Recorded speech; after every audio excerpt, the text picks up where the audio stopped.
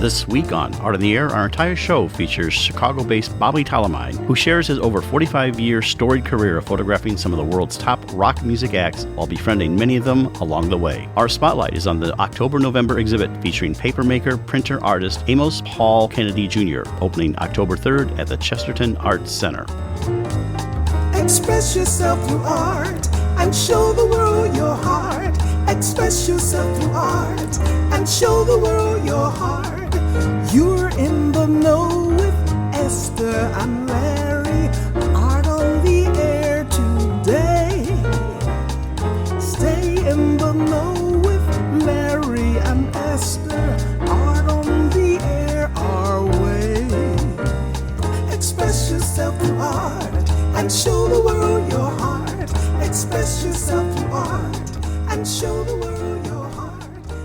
Welcome. You're listening to Art on the Air on Lakeshore Public Radio, 89.1 FM and WVLP 103.1 FM, our weekly program covering the arts and arts events throughout Northwest Indiana and beyond. I'm Larry Breckner of New Perspectives Photography, right alongside here with Esther Golden of The Nest in Michigan City. Aloha, everyone. We're your hosts for Art on the Air. Art on the Air is supported by an Indiana Arts Commission Arts Project Grant through South Shore Arts and the National Endowment for the Arts. Art on the Air is heard Friday at 11 a.m. and Monday at 5 p.m. on WVLP 103.1 FM, streaming at WVLP.org, and every Sunday at 7 p.m. on Lakeshore Public Radio 89.1 FM, also streaming live at lakeshorepublicradio.org, and is available on Lakeshore Public Radio's website as a podcast. Our spotlight interviews are also heard Wednesdays on Lakeshore Public Radio. Information about Art on the Air is available on our website, breck.com/AOTA. That includes a complete show archive, spotlight interviews, plus our shows are available on multiple podcast platforms, including NPR One. Please like us on Facebook, Art on the Air, WVLP, for more information about upcoming shows and interviews. We'd like to welcome back to Art in the Air Spotlight from the Chesterton Art Center. She's the executive director, president, and runs the whole organization, Hannah Hammond-Hagman. How are you doing there? I'm doing well. It's always good to see you both. Thanks. Well, Hi. we have a lot of things going on, but I know you'd like to talk about your October-November exhibit, plus some other things going on. So tell us what's happening. So we have a fabulous exhibit coming up October through November. It's very exciting for us.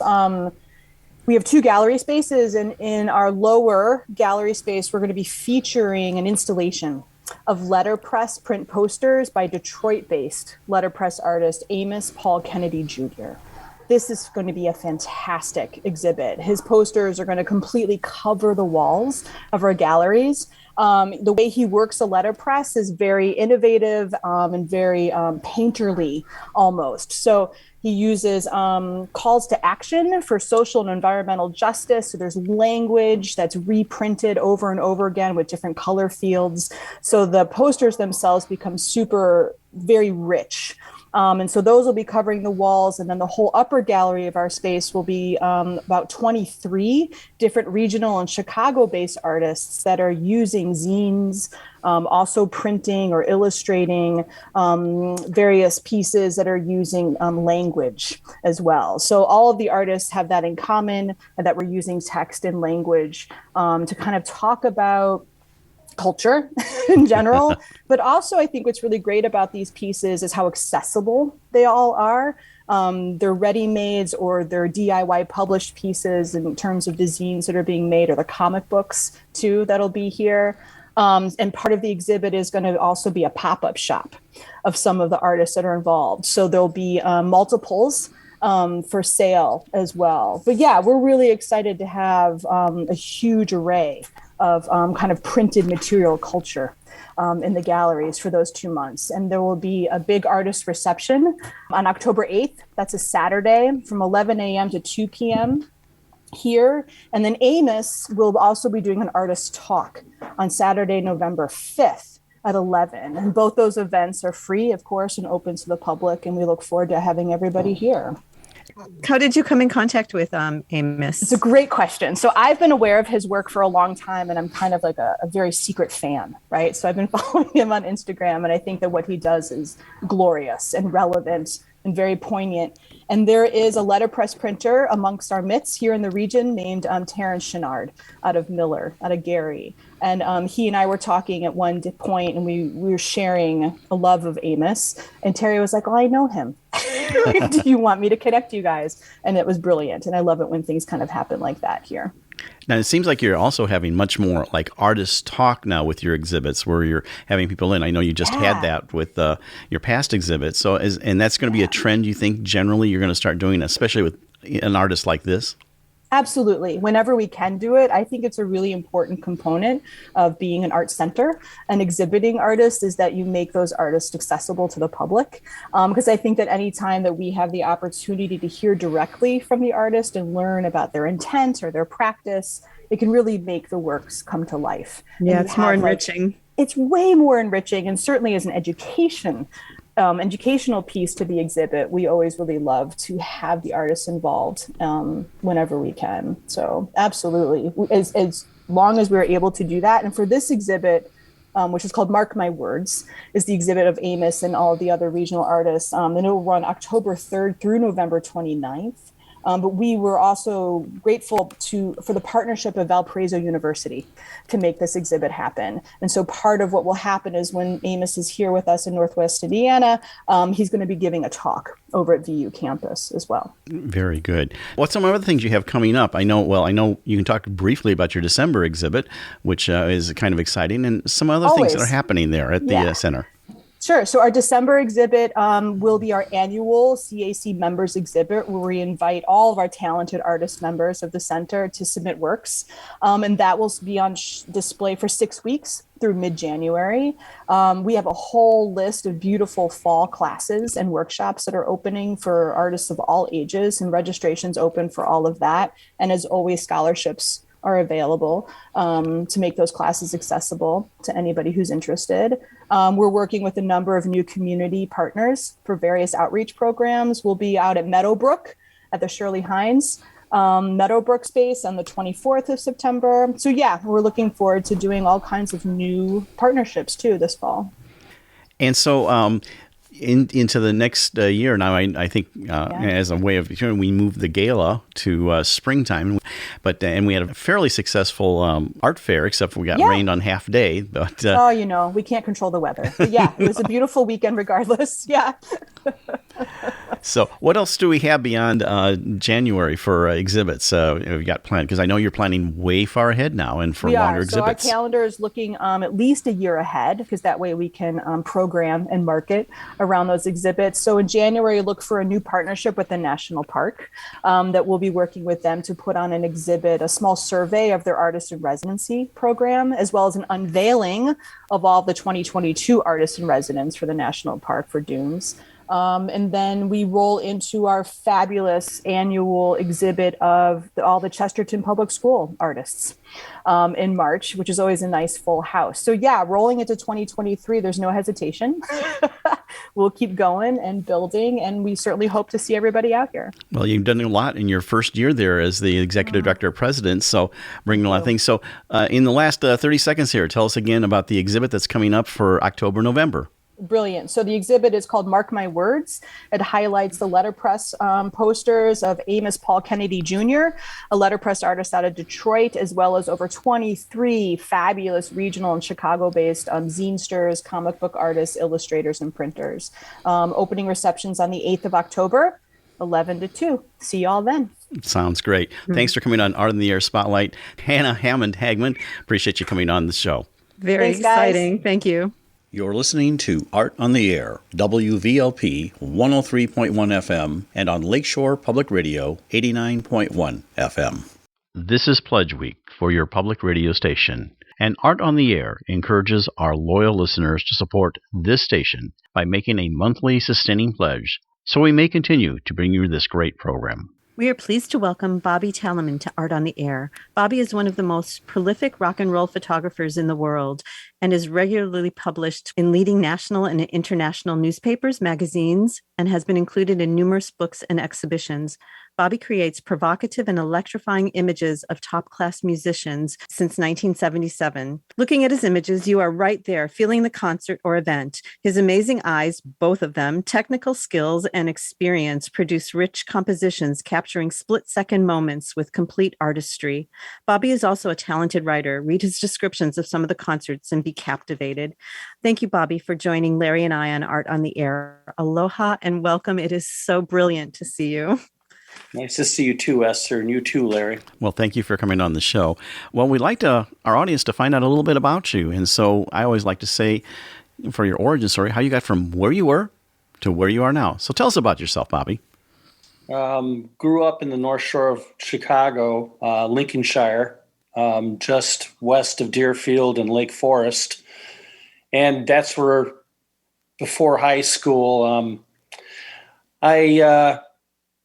it's hard.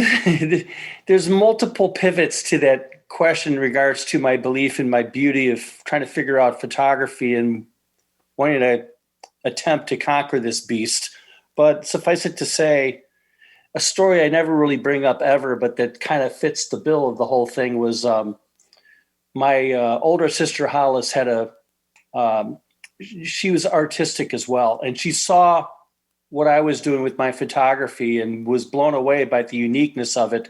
And this would have to be when I was like 11 or 12 years old, I think. And she entered me into without my knowledge, in Lincolnshire, in the summer, they have a festival around July 4th, but there's an arts part of it too. And she made like 10 5x7 and 8x10 photos of some of the patternry that's how I got my start in photography. Was, as much as I love music, it was patterns and composition with patterns, ferns, bark on a tree, grocery carts at the grocery store, patterns, wheels, you name it. So that was what the photos consisted of. And I won the gold prize. Yeah. But unbeknownst to me, besides winning that, it was adults only. You had to be above the age of 21. And here's this 11-year-old kid who wins the thing. And it was a big brouhaha with my family and arguing with my sister. And yet, well, forever grateful for Hollis even doing that and me going up on the podium. And obviously I'm not 21. How old was Hollis at the time she entered you? 5 years older than me, maybe 17, maybe just finishing up high school. What a great sister. Yeah. But what struck me in regards to this chronological order was back in the day in print, Rolling Stone, obviously being one of the major journals, but it wasn't really much of a live photography kind of publication, more into the writing, gonzo writing in particular back then with Hunter S. Thompson and being the main focal point, and Jan S. Wenner, the publisher, also doing some occasional writing. The two publications that really popped, that stopped me in my tracks and hit me in the gut, were Circus magazine in particular, and then Cream. Cream was based out of Detroit, which was more renegade even then, because they were into the MC5 and real dark, sinister, brutal, not Bob Seger kind of music. It's like MC5 was like, and then you would say Iggy Pop too back then. That's the stuff they love to cover. These are Detroit-based bands that really would pummel you and punish you. And then you have Circus, that was more of the regal of the two, and they were more into the UK. Artists like Led Zeppelin and the West Coast stuff. Fleetwood Mac was prime back then, Deep Purple, all those kind of bands. But the one picture that to this day I get chills telling anybody about was Jimmy Page with the double neck guitar on, I think it was before Presence, whatever, House of the Holy tour. And he was in his opium suits. He'd have two of them. One was white and the other would be black. He'd switch so the other one can get cleaned for the following performance, dry cleaned, whatever. But that picture was crisp and it was beautiful, like nothing I've ever seen before. And I investigated when I bought the publication and found out it's a photographer from the West Coast, Neil Preston. I was fixated on this guy, Neil Preston. What's he all about? How does he do that? Right. And there are no answers to that question. You're a young kid. Don't even attempt to ask a fellow photographer that's professional that. They'll shout you out of the room. I tried and I failed at that. So, okay. I was at Zeppelin at the Physical Graffiti tour. I had my camera. I got up to the front of the stage, believe it or not. This is before passes and protocol. First 3 songs, no flash, vacate the venue. This is back when if you had a camera, they would tolerate it to some extent. And lo and behold, Neil Preston was there. And I found out that Neil Preston was the tour photographer for Led Zeppelin. Didn't even want to bother him. I've already attempted that and found out that was a failure. But outside of being 4 feet away from Jimmy Page and Robert Plant, front and center, what's Neil doing in this attaché case? And it was Nikon cameras, 36 rolls of film, about 12 different lenses. And I'm writing this all down, and I'm realizing that, if you want to pursue this, Bobby, this ain't going to be cheap. Right. This is top of the line Nikon stuff. And okay, but at least now I know that I failed coming into this Led Zeppelin show. These shows are 3 hours long with no intermissions, and I got 3 rolls of film. How is this going to work? I'm out of film after the first song, for crying out loud. But I'm faking it. I'm faking it being up there, snapping away, even though technically the film is already in its roll, and I'm watching Neil. And what's Neil doing with flipping lenses and multiple cameras and things of that nature? So that's how I spent the first 7 songs of that Led Zeppelin show, was learning what equipment to use, how to pursue this, what are the best angles, what are you looking for, anticipating. I was the best learning session with the best photographer in the world at the time. It was like a YouTube tutorial. Right. Watching How Neil exciting. Yeah, the whole works. And that's how it started. Although I didn't pursue it. I was, graduating from high school with a degree, with your graduate diploma, and not knowing what I wanted to do with my life, to be honest. I went up to University of Wisconsin and pursued mediocre, safe kind of what I thought would be to graduate. So Bobby, though, in high school, was there photo class in high school? And yeah, I didn't even do that then, though. Was not involved at all. Didn't even, again, it was, I'm a slow learner to that kind of stuff. By the time I got to become a junior, I realized I had some physical abilities as far as sports, but it was already getting kind of too late to, all of that, including photography.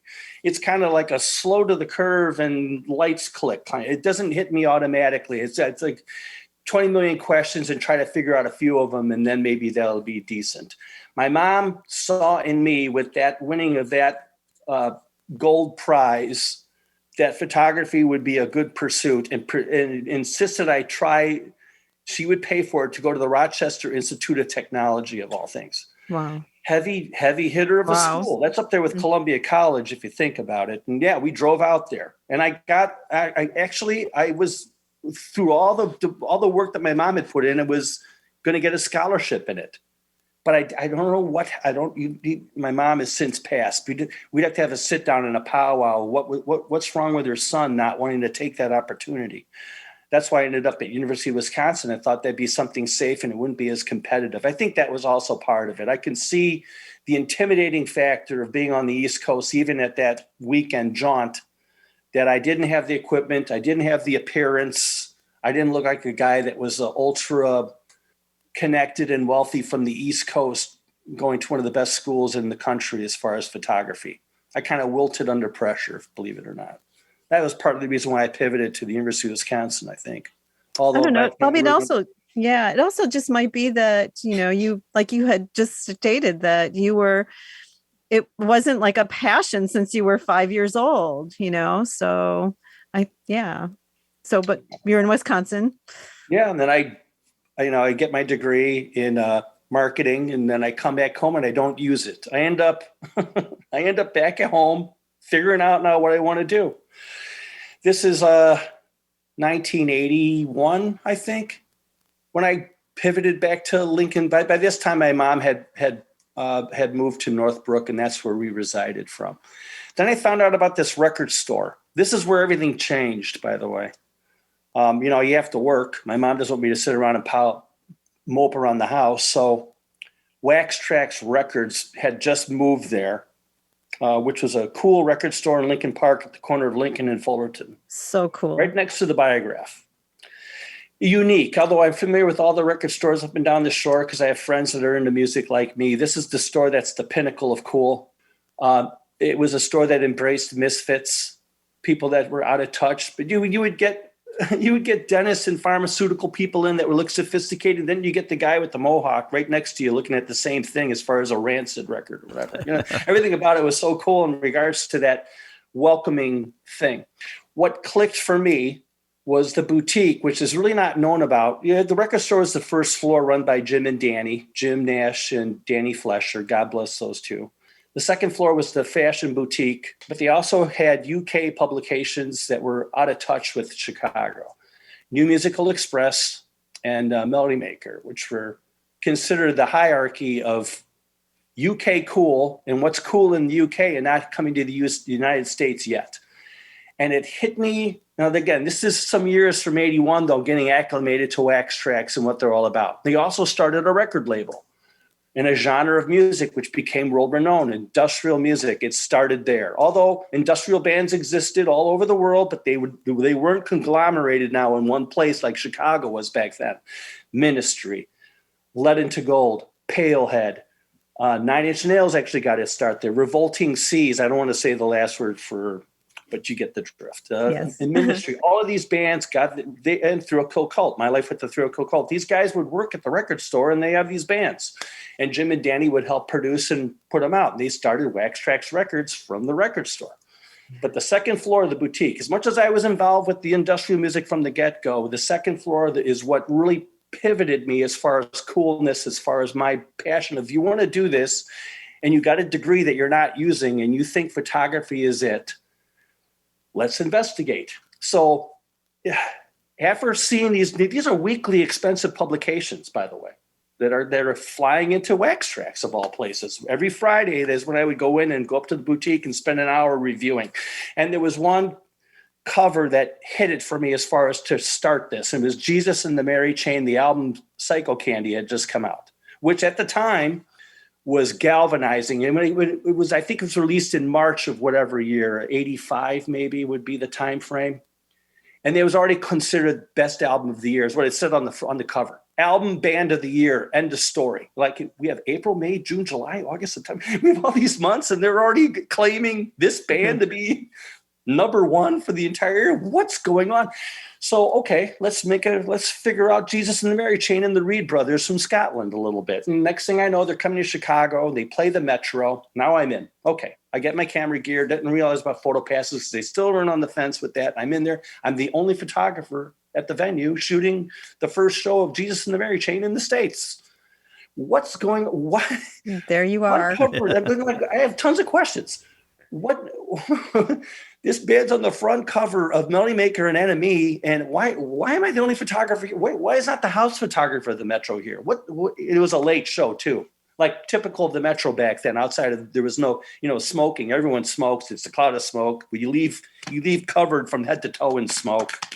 And the other thing was these shows would start at 11 o'clock and they ended at 2 on a weekday, 2 in the morning.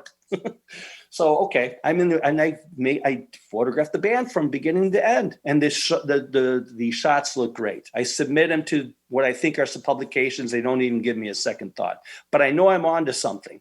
So it's like every Friday, a religious thing of going to Wax Trax, go to the second floor, see who's on the cover, investigate the publication even further. And lo and behold, over time, I'm now accumulating. Do the math. I'm doing 5 or 6 shows, Metro, Vic, similar, smaller kind of venues, all these cool UK bands. Nothing but the UKs. There's some stuff in the States, but mostly UK. The list is huge. Even after 3 or 4 years of doing this, suddenly publications are getting an idea that this is the guy in the US to use as far as these underground bands that are starting to make a name for themselves. You name the genre of music, I was on the front line of it. Slow Dive, Dead Can Dance. I was working with 4AD Records back then as far as just because of the accumulation, and Bobby was always there. Bobby was at every show, whatever. So where were the images showing up in publications at this point? Yes, Alternative Press out of Cleveland was one. And then these 2 girls that ran B-Side magazine out of New Jersey. And then that's when from that, this is Sandy Garcia and Sandy Davis, partners in both the pursuit of a publication and personal. they were close to record labels would call them as far as unique images that they wouldn't have on stock, and they would mention me as far as this guy in Chicago. If I don't have it, he's got it. And that's when Bob Guccione, who had Penthouse magazine at the time, his son was running Spin magazine, and he got word. And the next thing I know, I'm in Spin magazine with all this kind of stuff, mostly though the industrial stuff, because those also dark. These are dark and sinister bands, believe it or not, but they have this imagery that are really just appealing to them. And that'd be the early Thrill Kill Cult, the early Ministry, Revolting Sea, the whole works, and then Front 242 from Belgium, et cetera, and they would need them. And Bobby would be the one who would have them in the States. So that's how, Larry, I'm sorry for the long answer, but technically that's it. It was just the light bulbs going off, courtesy of Wax Trax Records on the second floor of the boutique. Well, that's exactly what we want. We wanted to hear your story. And the people don't want to hear Esther and my story, and that's why we want to have you here to talk about that and evolution. Just going back a little bit, what was your that first camera that you shot with? A Pentax, believe it or not. A little K100 or K1000? Honeywell Pentax. It was a single lens reflex, which I knew Neil had because he could do interchangeable lenses. Right. So I needed something that can handle a little bit longer if I'm further back, or something that was at the front of the stage. And they were zoom related, anything that would adapt to that. But they were cheaper than the Nikon. The Nikon stuff I pivoted to that when the money started flowing in regards to what I was making with the photography. And I wanted to follow in Neil's footsteps with the meticulous nature of the gear equal to the band you're photographing. So I've been a Nikon guy ever since, courtesy of Neil Preston. So. Well, yeah, and just so you know, I'm a Canon shooter, but we'll I'm Nikon. You know what? I have no problem with that because, again, these are Japanese top-of-the-line cameras, and if Neil was a Canon guy, I would be a Canon guy. Yeah. It's kind of what you start with, too. It's like what you start with. I mean, that's part of the deal and everything. And the one thing I always tell, and then we'll get on with your story, is that where Canon jumped ahead for a while, at least, was when they developed, they took Olympus's CMOS sensor, which they couldn't make, and they developed a digiprocessor, and they really made that work. And of course, then all the rest of the cameras went to that. Of course, everyone needs to look out for Sony because Sony's a big company and they have lots of money. So, big budget, and making it easier for the photographer not to worry about what kind of mechanical issues you have. You can just focus on composition and shooting. Exactly. Although I'm old school, always manual. Do not trust lighting with any camera, top of the line or not. Everything I see indoor or outdoor, it's done by me by hand and adapting accordingly. I do not do anything as far as automatic. Yeah, I don't use auto, but I do use program to start. And now in the digital age where you can shoot a heck of a lot, I take the camera's first look and then I'll dial it in. And it's like, okay, this is what you think. Now let me see what I think. And because I found the Canon program mode is really, and it's flexible too. You say, okay, I can dial this up, but then eventually, when I really, especially certain shots where you're within the ballpark. Yeah, I get that. Let's continue with your story from where you were at. You were doing these industrial and everything like that. So what was your next move? Just finding a day job that I can handle while living, not with my mom. Now I'm in Rogers Park, living with some other guys, and being able to afford the rent and do what I'm doing, and yet not conflict with the night activity. And I ended up finding from word of mouth about this cool job that's seasonal, but if you're good, they'll put you in for catering. It was at the Art Institute in the garden restaurant, the outdoor garden restaurant in the center of the facility. And I did have a background kind of in service, and so that's how I got in on that. And it was exclusive. They were very finicky on who to hire for that because it's not only is it very busy depending on the exhibition going on there, but they want these are patrons of the Art Institute. You better you don't ever look, if your arm's chopped off, you better still show up kind of vibe. We'll patch you up. We need you. So but it was cool because it'd be between 10 o'clock and 2 o'clock technically. Enough time to sleep from the night before and enough time to still shoot bands that are going on at midnight, depending on the venue. That went on for years. And the accumulation of this kept building up. I was emulating photographers, though. In other words, for composition, it's not all just Neil Preston because, again, he uses a flash, which now I'm finding out you can't really use at a show, that bands don't like it. But there was two guys that are still up there with Neil Preston that I consider to be top echelon cool photographers, even though they were pose. That would be Anton Corbijn, who's a Dutch photographer who's also the main photographer for U2 and Depeche Mode, amongst many other bands. And the other guy was Tom Sheehan, who was actually the portrait photographer for NME and Melody All these guys, all three of them are now my friends, by the way.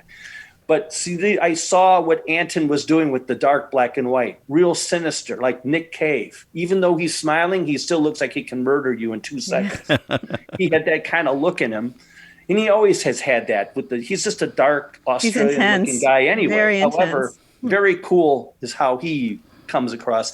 And Anton got him at the corner of an alley, like looking across the street, not into the camera. And, you have 20 million questions. Well, is Nick plotting his next move here?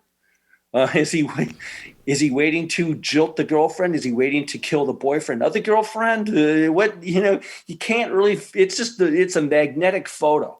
And then stuff of David Bowie that he would do with the transgender kind of thing. He was like one of the first guys to actually flip the script on that with David and fashion and making it look believable that you could do what you want. And again, these images are transfixing, but it was the way that they were composed with the dark, no gray. It's either black or white. And I kept thinking, how can I convey this in live photography, even though I don't have control over said artist?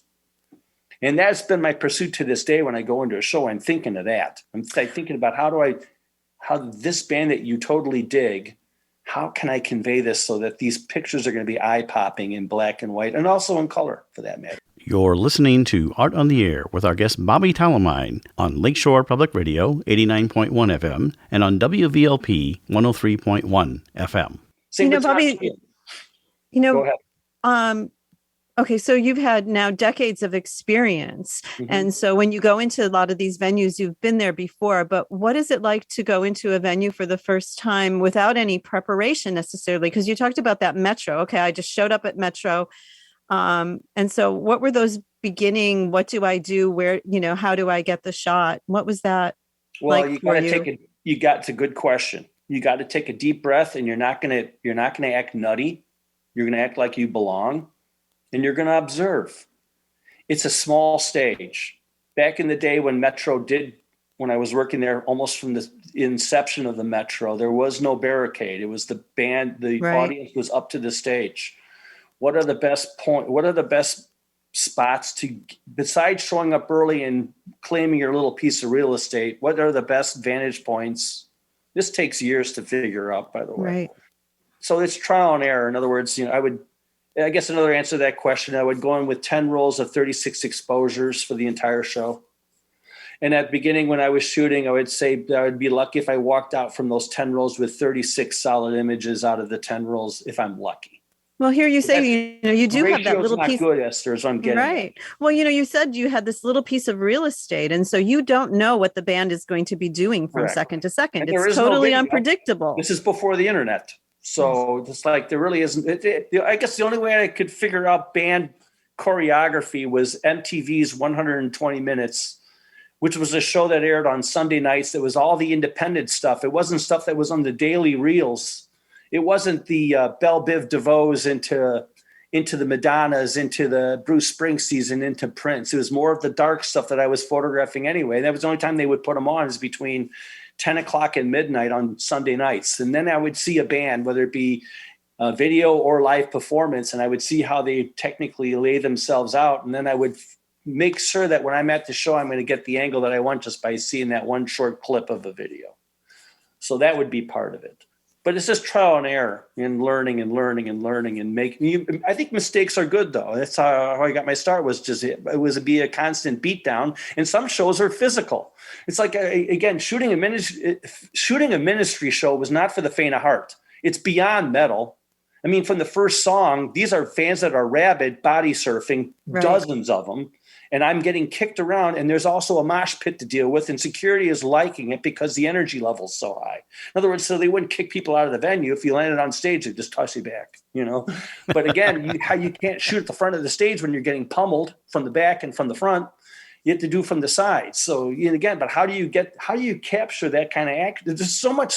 Again, every band's different, but those bands just made chaos front and center. And how do I photograph the chaos and make it look like it's inviting in a photo? Even though when I'm coming out of there, I have a scratched back, I'm dinged in my head by some kind of concussive Doc Marten boot, and my shirt's been ripped to 10 different pieces. And I'm coming out there like I won the war, kind of. Henry Rollins is another one that would incite that back. Holy cow. And see, this is Medusa's at the corner. This is, again, it's a conglomerate of cool venues within walking distance of each other. You had Metro to the north, and then occasionally you had the Riviera up in Uptown, and the Aragon Ballroom to the east of it. And then to the south, you had Medusa's, which would be, the Wax Trax Haven, because that's where the bands would get their start on that second floor. And then south of there on Sheffield is the Vic. Boom, boom, boom, boom, boom. And sometimes you could hit these shows on the same night because there's curfews. The Medusa's didn't have a curfew till 3 a.m. though. And then the Metro was 2 a.m. back then for weekday shows. But the Aragon would close up at 10. So you could hit 2 or 3. I'm hitting all of these. But again, these bands are all uniquely different. The genre of music is uniquely different. And it's a trial and error, and you learn, and you make, I think mistakes are good, like I said. And then you're not going to make that mistake the second time when you see that band or you go to that venue. You figured it out. These shots may be crap, but they're not going to be crap the next time you go into the venue. This is an odd question. Do you ever get so lost in the music you kind of forget that you're there to photograph it? It's very rare, but it has happened where some of the music has moved me to the point of tears, and you just got to stop. And if you're lucky, it doesn't happen often. I'm not jaded like I was back then. I've met everybody. I've photographed everybody, so I'm still not starstruck. But yeah, I mean, Paul McCartney in particular stopped me in my tracks. Where was that? It was, it's Moline, India. Fort Wayne, Indiana. Got it. There's a Coliseum there where he played. Who would have thought? And he was singing Blackbird. And I've heard him do that like a dozen times. But this time it just caught. At the end of the song, he's like, you can see he's just an emotional mess. He's got the acoustic guitar upside down. He's walking off the stage. And it's like, he's probably sung that song, 1,600 times? At least. What's touching Paul this time? Is it something about the current state of affairs equal to the Blackbird? That's a protest song catered to back when Martin Luther King and the riots. Right. So you look at all that, and here's a guy who's, total professional. And wow, for a guy of his caliber to still get that touched, heavy duty. Neil Young, same thing. He's got that tone about him where he's he's honest and sincere and exquisitely beautiful voice. Yeah, he can punch you in the gut when you hear that, anything Mother Nature out of his mouth. So, yeah, but typically, no, not anymore, not to the extent that. But yeah, music still moves me to the point of tears, depending on the artist. Current too, it just depends. Bobby, is there someone that you have not photographed that you would like to photograph? A band, individual vocalist, or anything? Yeah, Sly and the Family Stone always comes to the top of them. He was going to be here in Chicago 10 years ago and when that announcement came out, that was a one-off show at the Vic Theater. I covered all my bases that had to be done. That guy is so cool.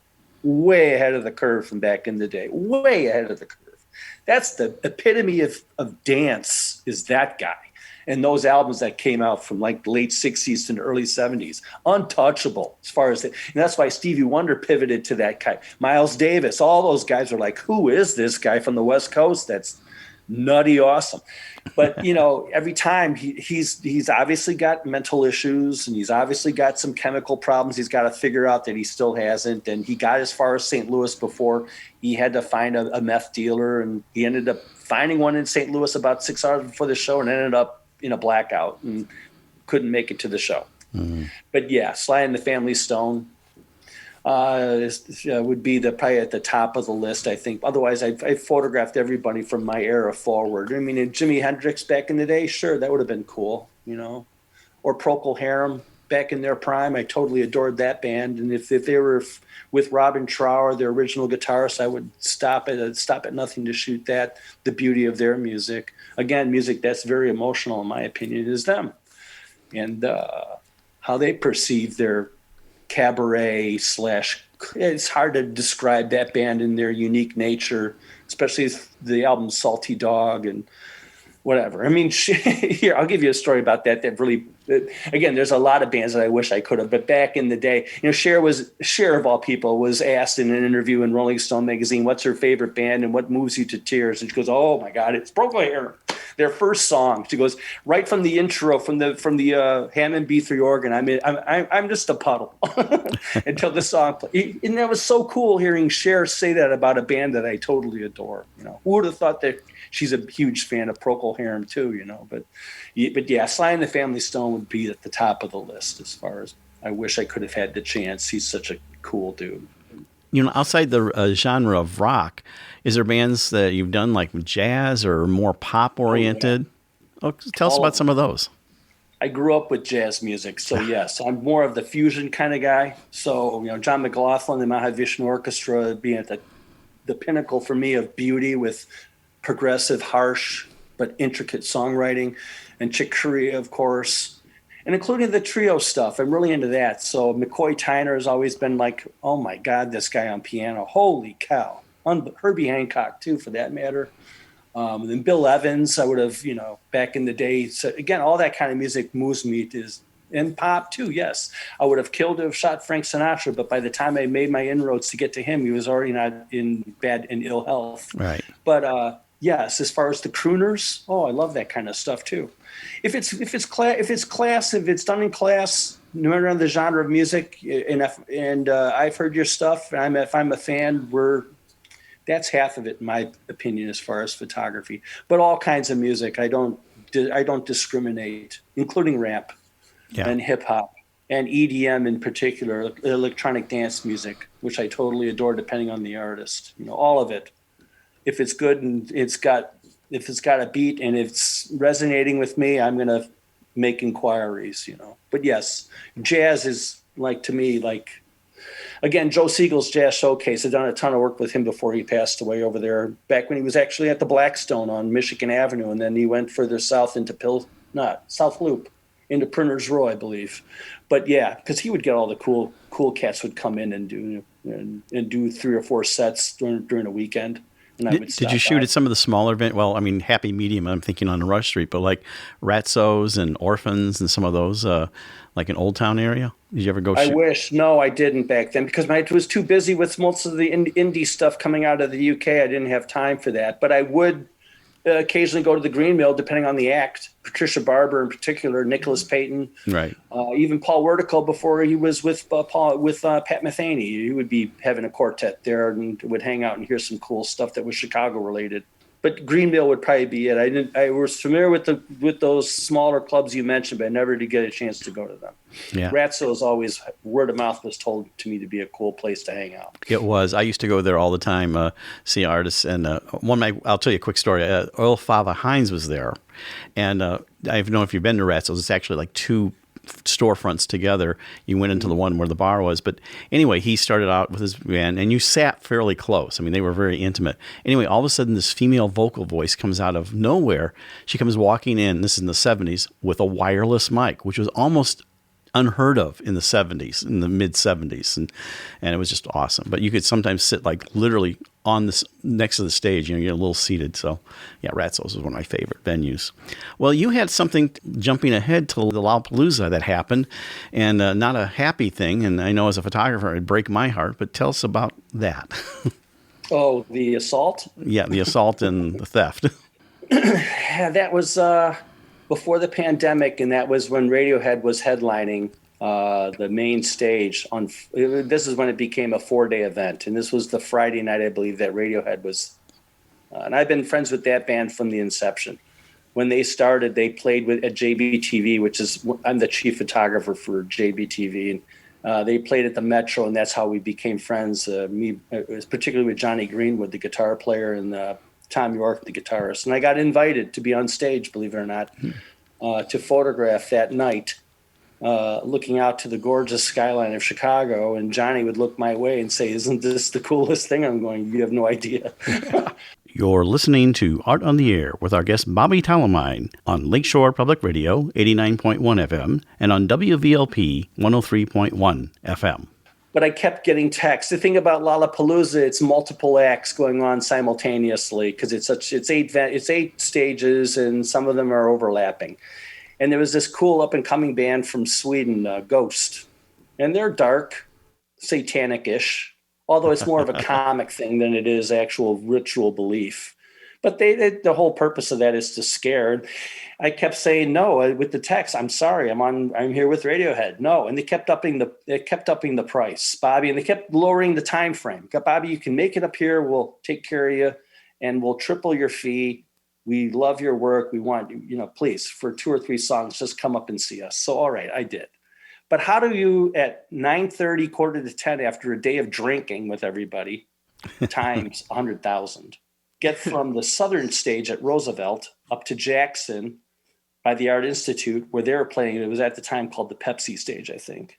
And I was acting like a dummy. I had my camera up like I was Moses parting the sea of people to get down Columbus to the stage. And I got within like 65 yards of the Pepsi stage, and that's when I got pummeled. That hit from behind leveled me. It was like Brian Urlacher tackling me before I got to the touchdown, before the end zone. And the guy kept beating me in the head. And where he was doing this was strategic. The entrance and exit off of that stage was to the north, and it was through the trees that are there off of Jackson. It's really hard to describe it. Also, it's at night, and there's no one really there. So it was the perfect opportune time for him to hit me in the head and ask for my camera, which I did. I gave it to him. But meanwhile, as I got my composure and my bell, my head was ringing from all the hits. And I saw him and he wasn't running, but he was walking at a fast pace, like cutting through the crowd. And I was getting close. I think he sensed something, like he had eyes in the back of his head, because I think it was by Buckingham Fountain is where he saw it. He turned around and then he found this extra gear and he started jumping over fences. And then I was like, you know what? This is just not even worth it. But the PTSD after that is what really just took me a long time to get that figured out in my head through psychological help, because it was that bad. That I had dreams in the middle of the night where I would run into him. And I wouldn't ask for the camera. Just hand me the memory card, dude. Those pictures in that camera are not worth a cent for you. They are for me. I don't care about your gear. You keeping my gear. I want my Radiohead photos. And I was want thinking them now. that. Yes. But this is a dream I'm having. And the other dreams I have was I'm equal to Brian Urlacher. I forget the guy who was with the Baltimore Ravens at the time that was up there in scare as a middle linebacker. Ray. I forget the guy's name, Ray something.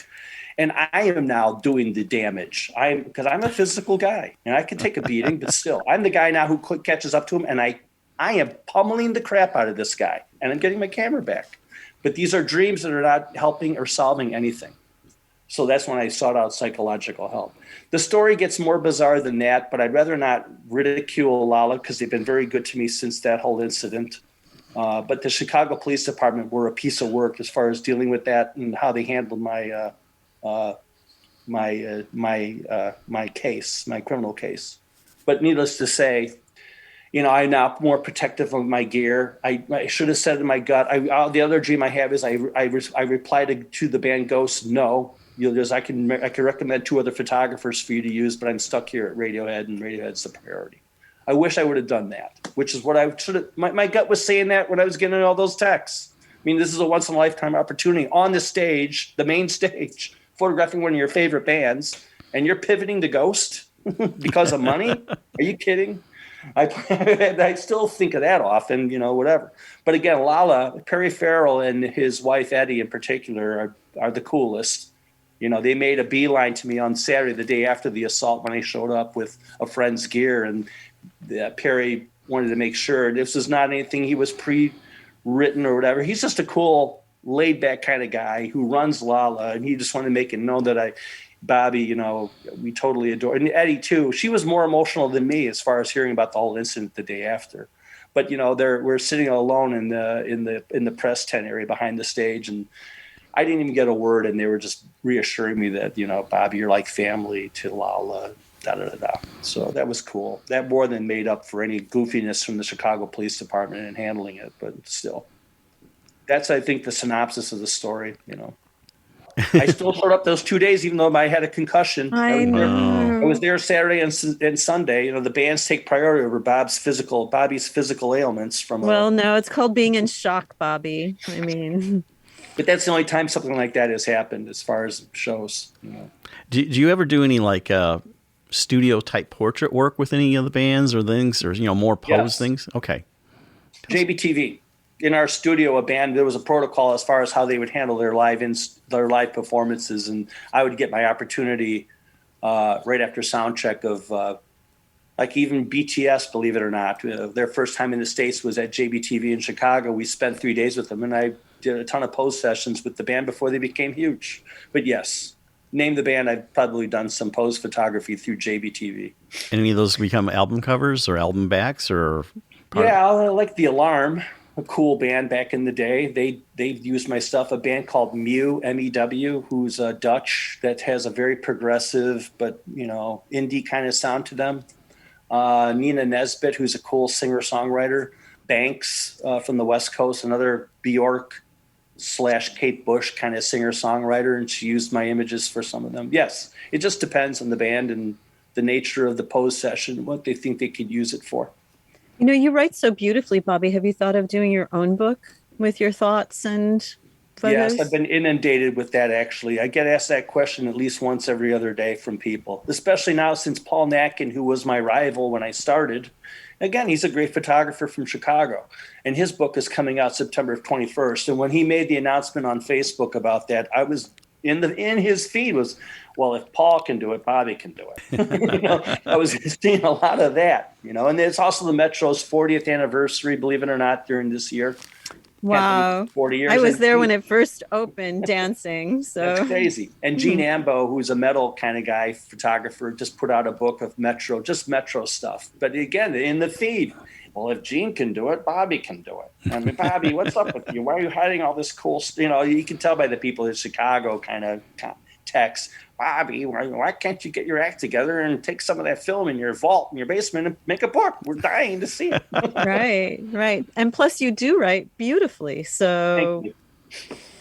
Well, Bobby, tell us about, real briefly, your transition from film photography, chemical-based photography, to digital. Was that something you liked doing? I mean, versus the two, working in a dark room as opposed to working in Photoshop? No, I didn't like it. Okay. I didn't like how tech was taking over. Because, again, my guys were film guys. Neil Preston, Anton Kurbian, and Tom Sheehan were film guys. I'm coming into shows, and I still got film, and all the photographers in Chicago have converted to digital. I'm the only guy left, the old school dude, who still is doing that. But then I realized that I was running into slow learner, Larry. Sorry about that. Slow learner.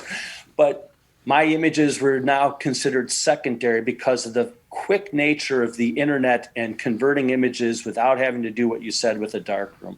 Like, how do you do this? If a publisher wants or an editor needs photos pronto, and you're going to go to Gamma the following day with 10 rolls of film and then get proof sheets, you're looking at a 3 or 4 day turnover even when it's rushed. And is it worth that when actually digital can be done in 6 hours with editing? So I kept this conversation in my head went on for like half a year figuring out. Finally, I pivoted and did go to digital. Although I like it now, I'm getting more comfortable with it and the beauty of it. But it's still, I don't have my film cameras anymore. But I do when I see monochrome and black and white and converting. It's just not the same, man. Like the David Bowie here behind me, which one of my favorite prints I've done enlarged. This is the Earthling tour, by the way, back in, I think, 97, somewhere around there, 98. But that's film, and it's unique. I've tried replicating that, even with the image from film to convert it to digital, and it's not the same. It's still to this day, even with the fast pace of Photoshop and Lightroom converting every other year to new software, I still cannot match it at all to tone and quality, which tells me something. Again, not everything has to be black and white, but I need it for my business, but still I miss the film. Yeah. Well, film is a little more forgiving too, as far as like once you blow out digital, it's gone forever, where sometimes you can recover something in that white area with thing. And then you're right, the tonality. Each one of those black and white films had a personality to them. So it was really interesting. Thanks for saying. I'm glad you're on the same page as me with that. But I do love my digital. I mean, now I spend hours in Photoshop, doing things and stuff. But I know that there are things you miss about the good old chemical photography. Well, we're about. Yeah, and just one last thing. As far as editing, that's the beauty of it. Oh my God, if I can knock out clutter from a show, depending on how much instruments are blocking views and stuff, within seconds. Unlike I can't do that with film. There are many more positives to digital today than there were back in the day. Well, we're about ready to wrap up after this great conversation, Bobby. So we wanted you to have a chance to tell us how people can find you on internet, Facebook, social media, wherever, and maybe some of your quick projects coming up in the next 30 seconds here or so. Sure. I would say first and foremost, just Google my name. Bobby Talamine full, or Bobby. When you get to Bobby T, usually my name would come up, but BobbyTalamine, and then you'll see everything. However, I'm big on Instagram, so it'd be my first initial B and then my full name after Talamine. Facebook too, I'm all over that, just by putting in my name. Or if you just Google my name, it would come up with the website and the blog. But the blog is what's key. And then if you put in JBTV and then Bobby Talamine, that's where you'll see the whole catalog of what I've been doing, both within the studio at JBTV and bands I've photographed like the past 15 years, basically are on that archive. But those would be it. We appreciate you coming on Art in the Air. It's been a wonderful conversation. I know our audience will love it. And as a photographer, I love it. I went to your website and everything, which there will be a link on our website to those places. So, Bobby Talamine, thank you so much for coming on Art in the Air, sharing your wealth of experience and great stories. Thank you. Fantastic, Bobby. Thank you so much. Thank you too, Esther. It's been a pleasure, both of you.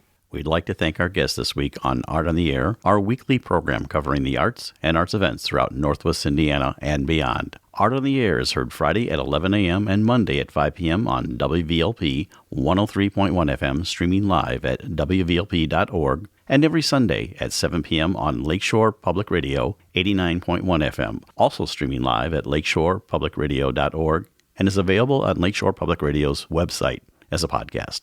Our Spotlight interviews are also heard every Wednesday on Lakeshore Public Radio. Thanks to Tom Maloney, Vice President of Radio Operations for Lakeshore Public Radio, and Greg Kovach, WVLP's station manager. Our theme music is by Billy Foster with a vocal by Renee Foster. Art in the Air is supported by an Indiana Arts Commission Arts Project Grant through South Shore Arts and the National Endowment for the Arts. We would like to thank our current supporters and underwriters, which include Regional Art Patron Mary Levan and Walt Breidinger of Paragon Investments. So we may continue to bring you Art on the Air. We rely on you, our listeners and underwriters, for ongoing financial support. If you're looking to support Art on the Air, we have information on our website at breck.com/AOTA, where you can find out how to become a supporter or underwriter of our program in whatever amount you are able. And like I say every week, don't give till it hurts. Give till it feels good. You'll feel so good about supporting Art on the Air. If you're interested in being a guest or sending us information about your arts-related event or exhibit, please email us at aota@breck.com. That's aota@breck, BRECH.com, or contact us through our Facebook page. Your hosts were Larry Breckner and Esther Golden, and we invite you back next week for another episode of Art on the Air. Aloha, everyone. Have a splendid week. Express yourself through art and show the world your heart. Express yourself through art and show the world your heart.